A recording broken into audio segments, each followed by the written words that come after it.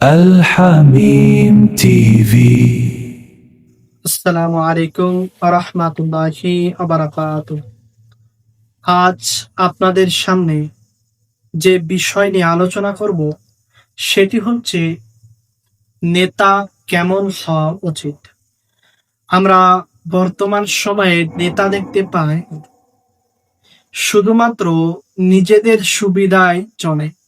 মানুষের সেবা তো দূরের কথা, নিজে কি করে নিজের ব্যবস্থা ভালো করব বা নিজের সম্পত্তি বৃদ্ধি করব এই আশায় বেশিরভাগ নেতা নেতৃত্ব করে।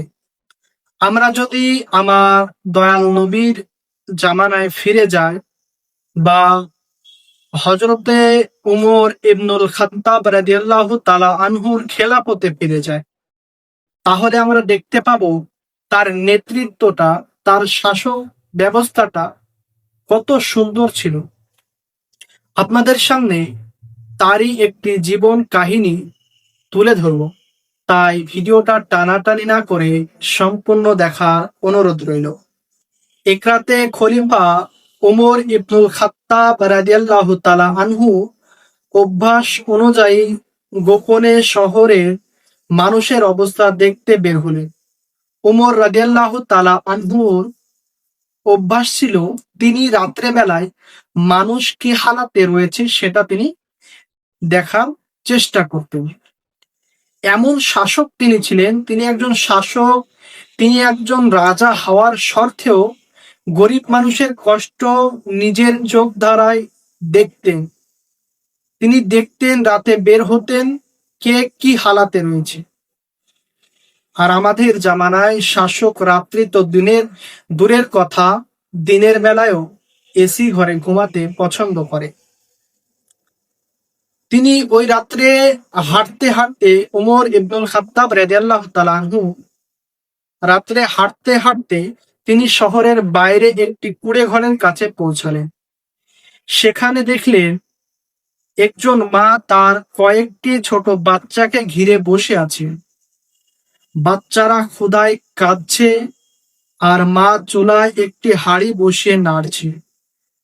বাচ্চারা খাওয়ার অভাবে ক্ষুধার জ্বালায় কান্না করছেন এবং মা হচ্ছে হাঁড়িতে নাড়াচাড়া করছে। এটা দেখে উমর ইবনুল খাত্তাব রাদিয়াল্লাহু তাআলা আনহু জিজ্ঞাসা করলেন, কি রান্না করছেন মা?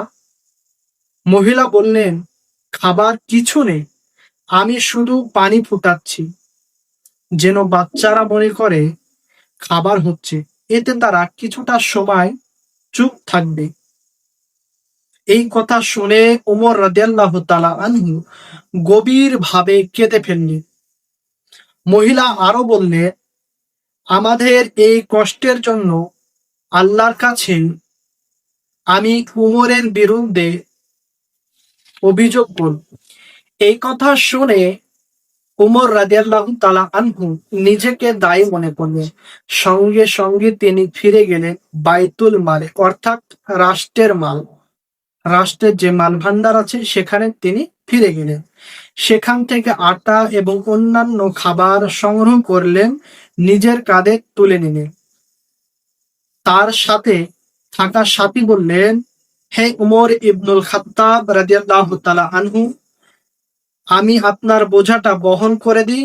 উমর রাদিয়াল্লাহু তাআলা আনহু বললেন, কিয়ামতের দিন কি তুমি আমার বোঝা বহন করবে?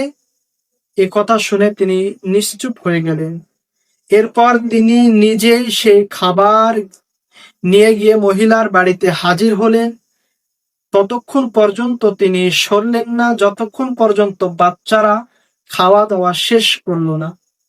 এমন তিনি নেতা ছিলেন, এমন তিনি শাসক ছিলেন, এমন তিনি খলিফা ছিলেন যে কোনো গরিব মহিলা ক্ষুধার্ত আছে নাকি সেটা দেখার জন্য রাতে বের হতেন এবং তার বাড়িতে খাবার পৌঁছিয়ে দিতেন।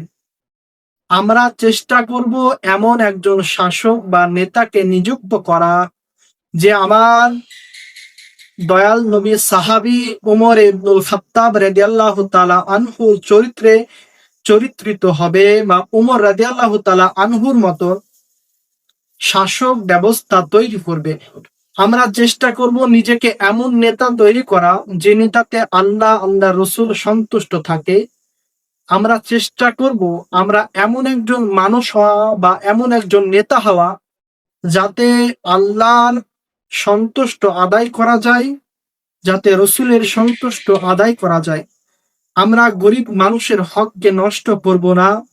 আমরা মানুষের সম্পদ নিয়ে কাড়াকাড়ি করব না। আমরা ভালোভাবে মানুষের হকটা বুঝিয়ে দেব এবং নিজের যতটুকু প্রাপ্য আমরা সেই প্রাপ্য অনুযায়ী নিজেকে পরিচালিত করব।